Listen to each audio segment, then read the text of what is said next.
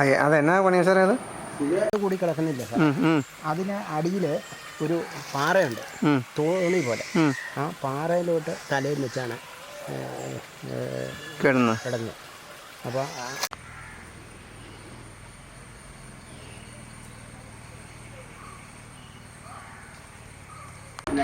നശിച്ചു. കാരണം ഇവിടെ 10-13 മീറ്റർ വീതി ഉണ്ടായിരുന്ന റോഡാണ്. ആ റോഡിപ്പോൾ പല വികസന പ്രവർത്തനത്തിൻ്റെ ഫലമായിട്ട് റോഡായിട്ടും കുറേ പേര് സ്ഥലം കയ്യേറിയതായിട്ടും ഒക്കെ ഉണ്ടല്ലോ. അതിൻ്റെയൊക്കെ ഫലമായിട്ട് റോഡെല്ലാം നശിച്ചു. അപ്പോൾ 5-6 മീറ്ററൊക്കെ റോഡാണ്. അപ്പോൾ വീടിൻ്റെ മുകളിൽ അവിടെ ഒരു പുളിങ്കുഴിയും പിന്നെ ഒരു ഭരണിക്കുഴിയൊക്കെ ഉണ്ടായിരുന്നല്ലോ സാറേ. ആ പുളിങ്കുഴി നമ്മൾ പണ്ടുപോയി ഇരുന്നിട്ടുള്ള അവിടെ മീനിനെ പിടിച്ചിട്ടുള്ള മീൻ. ആ കുഴിയിൽ വർഷങ്ങളായിട്ട് ഞാൻ പോകാറില്ല. അങ്ങനെ നമുക്കൊന്ന് പോയി നോക്കാം. പാടുള്ള സ്ഥല. പുളിങ്കുഴി ഇപ്പോഴും ഉണ്ട്, പുളി ഇപ്പോഴും ഉണ്ട്. പുളിയുണ്ടല്ലേ? പുളിയെന്ന് താഴെ വീഴുന്ന പുളി പണ്ട് ചിറ കെട്ടി താഴെ പക്ഷേ ഇന്ന് വെള്ളമില്ല. പുളി താഴെ വീണ അവിടെ കിടക്കും. ശരി. ഒഴുക്കില്ല 365 ദിവസം സമർത്ഥമായിട്ട് ഒഴുകിക്കൊണ്ടിരുന്ന തോടെ. അതിപ്പം കഷ്ടിച്ച ഒരു 3-4 മാസം വെള്ളമുണ്ട്. അപ്പോൾ നമ്മുടെ ആ ഭരണിക്കുഴിയോ? ഭരണിക്കുഴിയിൽ ഞാൻ വർഷങ്ങളായി സാറേ പോയിട്ട്. വേണം നമുക്കൊന്ന് പോയി നോക്കാം. ആ മൂടിപ്പോയി കാണുമോ സാറേ? മൂടിപ്പോകാനുള്ള സാധ്യത ഇല്ല. അത് മൂടിപ്പോകത്തില്ല. അതിനകത്ത് ചപ്പുചവറൊന്നും തങ്ങുകയില്ല. അതുപോലെയുള്ള ഒഴുക്കുള്ള ഭരണിക്കുഴിയും പിന്നെ അതിന് താഴെ വേറൊരു കുഴിയുണ്ടായിരുന്നു. പിന്നെ നമുക്ക് താഴോട്ട് പോയ അസ്ഥിക്കുഴി എന്ന് പറഞ്ഞൊരു കുഴി സാറ് ഓർക്കുന്നില്ല. അസ്ഥിക്കുഴിയിലൊന്നും ഇപ്പോൾ ഇറങ്ങാൻ പറ്റില്ല. പിന്നെ പണ്ട് ഇവിടെ കാട് പിടിച്ച് കിടന്നു. അന്ന് നമുക്ക് വഴി സൗകര്യമൊന്നുമില്ല. ഇപ്പം നല്ല റോഡായി. ഈ ഭാഗത്ത് വന്ന ഒരു വലിയ മാറ്റം. നമ്മുടെ താഴെ ഒരു വെള്ളച്ചാട്ടം ഉണ്ടായിരുന്നല്ലോ, അവിടെ ഒരുപാട് ഇലിപ്പയൊക്കെ നിന്ന്. ഉണ്ട് സാറേ. ആ വെള്ളച്ചാട്ടം ഇല്ല സാറേ. അതിൻ്റെ പേരെന്നാ മണിയാ സാറേ? സാറ് ഉദ്ദേശിക്കുന്ന ഇതിന് തൊട്ട് താഴെയുള്ളത് ചേരുംകുഴി. ചേരുംകുഴി. ചേരുമരം ഒക്കെ ഉണ്ടായിരുന്നു. അവിടെ അതേപോലെ തന്നെ ഇപ്പോഴും നിലനിൽക്കുന്നുണ്ട്. മനുഷ്യരാരും ഇറങ്ങാറില്ല. കുഴി വെള്ളമൊക്കെ ഉണ്ട്. നമ്മുടെ ഹസൻകാക്കയുടെ പഴയ ഹസൻകാക്കയുടെ ആ വീടിൻ്റെ അടുത്ത് മനുഷ്യരാരും പോകാത്തൊരു സ്ഥലമായിരുന്നു അത്. അപ്പോൾ അവിടെ ഒരു പാല ഉണ്ടായിരുന്നു. പാലയുടെ ചുട്ടൊരു ഓലിയൊക്കെ. പാലയോലി. അത് തന്നെ. അതെ. അതുപോലെ അവിടെ കുഞ്ഞു തുരുത്തും ഉണ്ടായിരുന്നല്ലേ?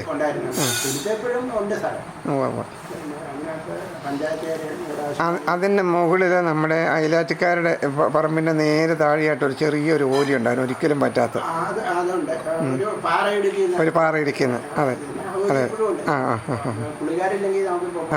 അതിൻ്റെ തൊട്ട് മുകളിൽ പിന്നെ വേറൊരു ഓലി. അവിടെ ഒരു പിന്നെ പാലം പോലെ ഒരു കല്ല് വന്നിരുന്നത് നമ്മുടെ പണ്ട് ആ വെള്ളത്തിൽ കൂടെ പോയ ആളുകളുടെ. അത് കഴിഞ്ഞ് പിന്നെ അങ്ങനെ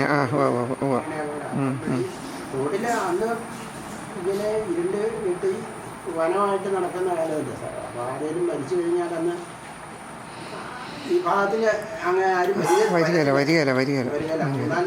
എൻ്റെ ഓർമ്മയിൽ ഒരു 5 പേരെങ്കിലും ഈ തോട്ടിൽ നിന്ന്. അപ്പോൾ നമ്മുടെ പിന്നെ സഹോദരൻ ഉണ്ടായിരുന്നല്ലോ നമ്മുടെ പുള്ളിയുടെ സുന്ദരൻ. സുന്ദരനെ ഞാൻ ഓർക്കുന്നുണ്ട് കേട്ടോ. പാലമൊന്നുമില്ല, സൗകര്യങ്ങളൊന്നുമില്ല. അത് നമ്മൾ ഈ ഇതിലെ ഞങ്ങൾ 12 പേര് കൂടി വെട്ടിയ റോഡാണ് ഇതിലെ റോഡായിട്ട് വന്നത്. ഈ റോഡ് ഇന്ന് നമ്മൾ വന്ന റോഡ്. അത് പിന്നെ ഒരുപാട് പരിശ്രമം അതിൻ്റെ പിന്നിലുണ്ട്. കൃഷ്ണ ചേച്ചിയൊക്കെ ഒരുപാട് പരിശ്രമിച്ച് ഉണ്ടാക്കിയ റോഡാണ്. ഞാൻ പറഞ്ഞതല്ല, നല്ല ഒരു റോഡിൻ്റെ രൂപീകരണം കാണാൻ ഈ സുന്ദരനും വർക്കിച്ചേട്ടനും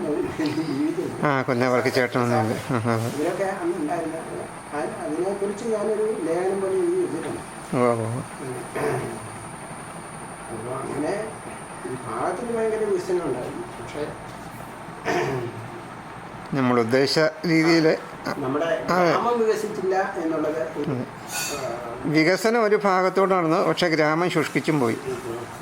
നമുക്ക് പല നമ്മുടെ ഗ്രാമത്തിലെ ജനസംഖ്യ പറയാൻ പല കാരണങ്ങളുണ്ട്. പരിമിതികൾ ഒരുപാടുണ്ട്. ഒന്നാമത്തെ കാര്യം നമുക്കിവിടെ ഇന്നത്തെ നമ്മുടെ കാർഷിക മേഖലയായിരുന്നു. ഒരേക്കർ സ്ഥലത്ത് നട്ട അല്ല അതിൽ നിന്ന് കിട്ടുന്ന പിന്നെ വിഭവങ്ങൾ കൊണ്ട് നമുക്ക് സുഖമായിട്ട് ഒരു വർഷം ജീവിക്കാതെ. ഇന്ന് 10 ഏക്കറിൻ്റെ ജീവിക്കാൻ കിട്ടുന്നത് ഒരു സാധനം ഇപ്പം പക്ഷെ വേറൊരു കുഴപ്പം തന്നെയാണ്. അതായത് കാർഷിക മേഖല എന്ന് മോണി സാറ് പറഞ്ഞല്ലോ, കാർഷിക മേഖല ആയിരുന്ന ആ മേഖലയിൽ ഇപ്പോൾ ജോലി ഉള്ള ആളുകളുടെ ബാഹുല്യം അത് ഗുണകരമായൊരു സംഗതിയാണ്. അത് ഒരു തനത് വരുമാനത്തിലെ വർധനവിന് അത് ഉപകരിച്ചു. എന്നാലും കൃഷിയെ മറന്നുകൊണ്ടുള്ള ഒരു ഇതായിപ്പോയി എന്ന് എനിക്ക് തോന്നലുണ്ട്. അത് കൃഷിയെ മറന്നത് കൂടാതെ ഈ എന്തെങ്കിലും ഒരു സാധനം ഇപ്പോൾ തലനാട്ടുണ്ടാവുമോ സാറേ? സാറിൻ്റെ ഓർമ്മയിൽ തന്നെ എൻ്റെ ഓർമ്മയിൽ 9 തേങ്ങാട്ടികൾ ഉണ്ടായിരുന്നു. സാറിന് ഓർക്കുന്നുണ്ടല്ലോ, അതിൽ കൂടുതലുണ്ടെങ്കിലും അതിന് ഇന്ന് പിള്ളേർക്ക് ഈ തേങ്ങാട്ടി അറിയത്തില്ല. അതായത് ഞാനൊന്ന് പറഞ്ഞോട്ടെ. ഒന്ന് നമ്മുടെ മാട്ടെ അസനണ്ണൻ്റെ തേങ്ങാട്ടി, ഒന്ന് നമ്മുടെ ചെമ്മനാപ്പറമ്പി കുഞ്ഞുഞ്ഞിൻ്റെ, ഒന്ന് നമ്മുടെ ഇബ്രാഹിമൻ്റെ, ഒന്ന് നമ്മുടെ രാമോരഞ്ചേട്ടൻ അട്ടാറമാക്കെ രാമോരഞ്ചേട്ടൻ്റെ, പിന്നെ ഏതാ വെട്ടിക്കാത്തോട്ടൻ രാമചേട്ടൻ്റെ അവിടെ ഉണ്ട്. ഉണ്ട് അയ്യമ്പാറ ഉണ്ടായിരുന്നു. ഉണ്ട് ഉറവത്തൊട്ടിയുടെ അതുപോലെ പിന്നെ അടുക്കത്തൊരെണ്ണം ഉണ്ടായിരുന്നു. അടുക്കത്ത് നമ്മുടെ വണ്ടി നിർത്തുന്നിടത്ത് ചാപ്പാറയിൽ പെരിയപ്പുറംകാരൻ. അത് എനിക്ക് ഓർമ്മയില്ല. അതെ ശരിയാ സാറേ. അവിടെ ഒരു പള്ളിക്കൂടം പണ്ടുണ്ടായിരുന്നു. അതൊക്കെ അറിയാം. പള്ളിക്കൂടം നിന്ന് പോയത്. അതെ. അതിപ്പോൾ നിന്ന് പള്ളിക്കൂടം പറയുകയാണെങ്കിൽ നമുക്ക് മയിലാടുംപാറയിലൊരു പള്ളിക്കൂടം ഉണ്ടായിരുന്നു. അതിനുശേഷം നമ്മുടെ ഈ ഇതുണ്ടല്ലോ അയ്യമ്പാറയുടെ താഴെ അവിടെ ഒരെണ്ണം ഉണ്ടായിരുന്നു. അത് കഴിഞ്ഞിട്ട് നമ്മുടെ ഈ 2003 ഒരു അത് പോയതാണ്. പിന്നെ നമുക്ക് വേറെ ചൊവ്വൂര് ചൊവ്വൂരില്ലെന്നാണ്. ഇപ്പോഴും ഉണ്ട്. അപ്പോൾ വെള്ളാനിയുണ്ട്. ഇതൊക്കെയായിരുന്നു. പിന്നെ നമ്മുടെ തലാണ്ട് പള്ളിക്കൂടം അത് പൂട്ടി പിന്നെ തുറന്നു.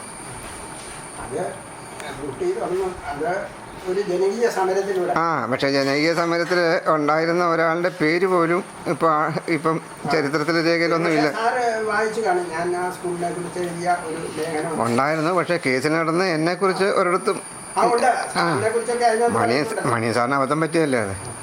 പിന്നെ ആ സ്കൂളിന് പിന്നിൽ പ്രവർത്തിച്ച ഒരു പറ്റം ആളുകളെ ആദരിക്കുന്നില്ല എന്നൊക്കെ പറഞ്ഞ് ഞാൻ ആ ലേഖനത്തിൽ ആദരിക്കണമെന്നല്ല, അവിടെ ആ ഇത്രയും കാലമായിട്ട് 30 കൊല്ലം മുമ്പ് നടന്ന സംഭവം. പിന്നെ അപ്പം അത് ഓർമ്മിപ്പിച്ച് കഴിഞ്ഞ് അവർ ആരെയൊക്കെ വിളിച്ച് എന്നെ വിളിച്ചിരുന്നു. രാഷ്ട്രീയമായിട്ട് പോകാൻ പറ്റില്ല. പിന്നെ പൊതുയോഗത്തിലുമൊക്കെ. എൻ്റെ സാറേ, അത് അന്നത്തെ കാലത്ത് അത് നടന്നു. ഓർക്കാനോ ഓർമ്മിപ്പിക്കാനോ ഒന്നും അല്ല. അതിൻ്റെ കേസിൻ്റെ പുറകെ നടന്നു. 6 മാസം കൊണ്ട് 11 പള്ളിക്കൂടത്തിൽ ട്രാൻസ്ഫർ അടിച്ചു. പെൻഷൻ പോലും കിട്ടാതെ 11 മാസം നടന്നു. പിന്നെ 3 പ്രാവശ്യം ഓഡിറ്റ്, അതായത് അവസാനം വന്ന ഉഷ മാഡമായിരുന്നു, അതായത് AGയുടെ ഓഡിറ്റ്. കുറേ ഫയലുകളും കുറേ കേസുകളും.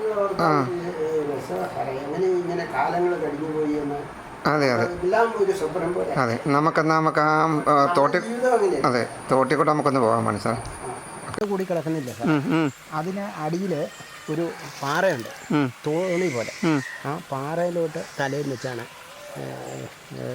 കിടന്ന്. അപ്പോൾ മറയാട്ടിക്കപ്പറമ്പ്, നമ്മുടെ പിള്ളേച്ചൻ്റെയും ബാബുജിയുടെയും ഒക്കെ പറമ്പ്.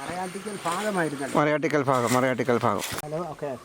പാറയിൽ നമ്മുടെ മാമായുടെ അങ്ങോട്ട് കയറിപ്പോകുന്ന നടയൊക്കെ ഉണ്ടായിരുന്ന ഭാഗം. പാറകാമാട് അങ്ങോട്ട് കയറിപ്പോകുന്ന വഴിയും മറ്റു കാര്യങ്ങളും പഴയ കാലത്തെ വഴി. പഴയ ലേഖനത്തിലെ ആറ്റുവഞ്ചിയും തോടും പള്ളിത്തോടും.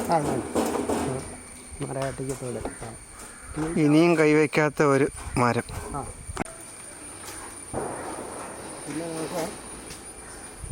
ഇലിപ്പമരം. ഒരു പ്രദേശത്തെ ആകെ സംരക്ഷിച്ചിരുന്ന വേരുപടലങ്ങൾ, ഭൂമിയും വെള്ളവും എല്ലാം സംരക്ഷിച്ചിരുന്ന മരങ്ങളായിരുന്നേ എല്ലാം. അതെ, നീർക്കോലിയും പെരുമ്പാമ്പും എല്ലാം ഇവിടെ ഉണ്ടായിരുന്നു. ഈ തണുപ്പ് പറ്റി ഇനിയും വറ്റാത്ത നീതറവകൾ ഇവിടെ ഇനിയും അവശേഷിക്കും. നൂല് പോലെയെങ്കിലും. അങ്ങനെ എടുക്കുന്ന കശുവണ്ടി ഉണ്ടായിരിക്കും. പഴയ വള്ളിപ്പടർപ്പും ഇഞ്ചിപ്പടർപ്പും ഒക്കെ മണിയൻ സാറിൻ്റെ പറമ്പിൻ്റെ ഒരു ഭാഗമായിരുന്നു ഇത്. സ്ഥലത്തിൻ്റെ അവശേഷിപ്പുകൾ, ഒരു സർവേക്കല്ല്, പഴയ പുളിങ്കുഴി തീർത്തമെന്നും വേണമെങ്കിൽ പറയാം. അതെ അതെ. ഒരു തോട് എങ്ങനെയൊക്കെ വൃത്തിയാക്കാം, എങ്ങനെയൊക്കെ മോശമാക്കാം, നമ്മുടെ ജനതയെ കണ്ട് പഠിക്കേണ്ടതാണ്. ഇതിലെന്നാലും പുളിങ്കുഴിയുടെ മുകളിലെ പച്ച മേലാപ്പ്, ഇത് കൊട്ടല്, ഈറ്റ, ഈറ, മറയാട്ടിക്കൽ ഭാഗത്തിന്റെ സൈലന്റ് വാലിയ. അതെ, മറയാട്ടിക്കൽ ഭാഗത്തിൻ്റെ സൈലന്റ് വാലി, നിത്യഹരിത വനമെന്ന് മണിയൻ സാർ വിശേഷിപ്പിക്കുന്ന പുളിങ്കുഴി.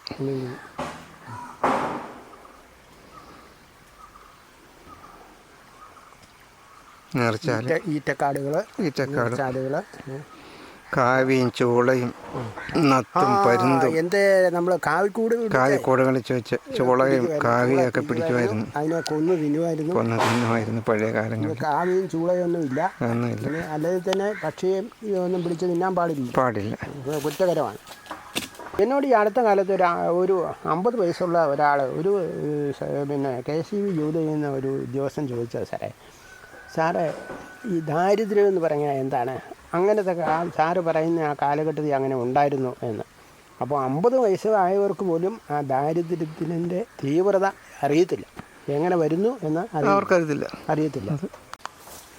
മണിയൻ സാർ ഒന്നിച്ച് ഒരു സമരകാലത്ത് ഇവിടെ വന്നിരുന്ന് കവിതാലാപനം നടത്തി, ആത്മകഥകൾ നടത്തി തിരിച്ചുപോയ പുളിങ്കുഴി.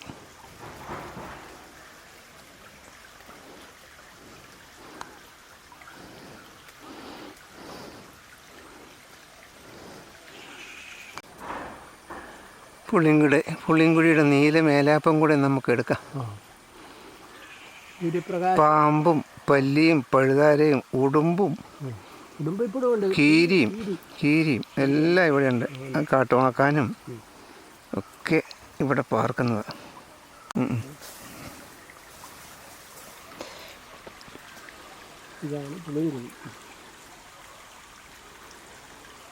രണ്ടുപേരും ഇവിടെ വന്ന് ഇരുന്നിട്ടുള്ളതാണ്. അന്ന് ഇരുമ്പിപ്പായുന്ന തോടുണ്ട്. ഈ തോട്ടിൽ ഈ കുഴി എന്ന് പറയുന്നത് ഇഷ്ടംപോലെ വെള്ളം, നമ്മൾ ഇതിനകത്ത് ചാടുമായിരുന്നു കാലത്ത് ഒക്കെ, ഒക്കെ ചെയ്യുമായിരുന്നു. അതുമാത്രം വെള്ളം ഇവിടെ തങ്ങി നിന്നിരുന്നു. ഇത് പുളിങ്കുഴി എന്നാണ് നമ്മൾ പറയുന്നത്. അതിന് കാരണമുണ്ട്, ഇവിടെ 2-3 വലിയ പുളിമരങ്ങളുണ്ടായിരുന്നു. പുളി എന്ന് പറഞ്ഞാൽ കൊടംപുളി. ഈ കൊടംപുളി ഏകദേശം ഒരു വർഷമൊക്കെ ആകുമ്പോഴത്തേക്ക് പഴുക്കും. പഴുത്തിട്ട് ഇത് ഈ തോടെ ഒഴുകി വരും. താഴെ ഞങ്ങൾ കുറേ കുട്ടികൾ അല്ലെ വലിയവരും ഒക്കെ ചിറ കെട്ടി അത് പിടിക്കുമായിരുന്നു. പിടിച്ചിട്ട് ഉണങ്ങി പുളി ഉണ്ടാകും. ഈ ചിറ കെട്ടുന്നത് എങ്ങനെയാണ് സാറേ? ചിറ കെട്ടുന്നത് ഈ തോടിൻ്റെ പിന്നെ ഒഴുക്കിന് എതിരായിട്ട് നമ്മൾ മണലൊക്കെ തടഞ്ഞു നിർത്താൻ വേണ്ടിയിട്ട് കല്ലുകളെടുത്ത കുട്ടികളായിരുന്നു. അപ്പോൾ അത് ചാടാൻ വേണ്ടിയാണ് ഇത് ഉണ്ടാക്കുന്നത്. ചെക്കിടാൻ പോലെ ഉണ്ടാക്കും. ഇലയൊക്കെ ഇല, ചവറുകൾ, ഈ കമ്മ്യൂണിസ്റ്റ് പിള്ളേർ അതൊക്കെ എവിടുന്നേലുമൊക്കെ നമ്മൾ കുട്ടികൾ കൊണ്ടുവന്ന ഒരാൾ വെള്ളമൊക്കെ കെട്ടി നിർത്തുമായിരുന്നു. അപ്പോൾ അതിനകത്ത് ചാടുക എന്ന് പറയുന്നത് ഒരു രസം തന്നെയാണ്. അങ്ങനെ ആ പുളിങ്കുഴി എന്ന് പേര് വന്നത് അങ്ങനെയാണ്. അവിടെ ഈ പുളി ഉണ്ടായിരുന്നു. പുളി ഒഴുകി വന്ന് ആ പുളി മരങ്ങൾ ഇപ്പോഴും ഉണ്ട്. ഈ മുകളിൽ നിൽപ്പുണ്ട്. നമുക്ക് വ്യക്തമായിട്ട് കാണാൻ പറ്റത്തില്ല. നീല മേലാപ്പിൻ്റെ മനുഷ്യൻ അധികം ഇറങ്ങിച്ചെല്ലാത്ത ഒരു പ്രദേശമാണ് ഇവിടെ. അതുകൊണ്ട് തന്നെ എല്ലാ ജീവജാലങ്ങളും ഇവിടെ ഇപ്പോഴും ഉണ്ട് എന്നാണ് നമ്മുടെ വിശ്വാസം. പക്ഷേ നമ്മളിപ്പോൾ ഒന്നിനെയും കണ്ടില്ല. കീരിയൊക്കെ ഉണ്ട്. കീരിയുണ്ട്, ഉടുമ്പുണ്ട്, പാമ്പുണ്ട്.